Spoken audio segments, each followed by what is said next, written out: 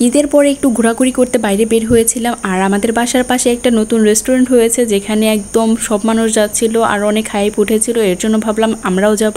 তো আমরা আজকে কোথায় কোথায় যাচ্ছি আর কে কে যাচ্ছি সেটাই আপনাদের সাথে একটু শেয়ার করব।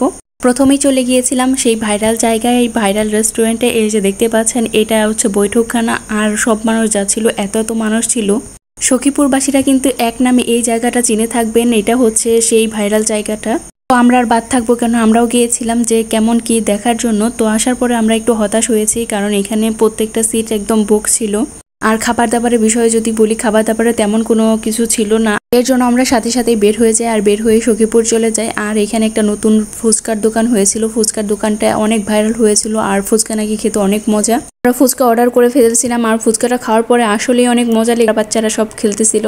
ফুচকাটা দেখতে অনেক ইয়াম্মি ছিল, আর খেতেও কিন্তু ভারী মজা ছিল। দেখতেই পাচ্ছেন, দেখেই লোভনীয় লাগতেছে, অনেক বেশি মজা ছিল। আর ইন্টেরিয়র ডিজাইনগুলো অনেক বেশি সুন্দর ছিল।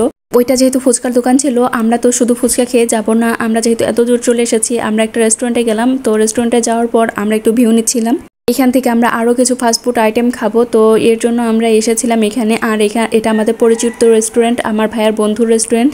তো এই যে এখানে আমরা নিয়েছিলাম একটা চিজি পিৎজা, আর হচ্ছে স্যান্ডউইচ, আর একটা নিয়েছিলাম চিজ পাস্তা। তো এই সবগুলো আইটেমই খুবই মজা লেগেছিল।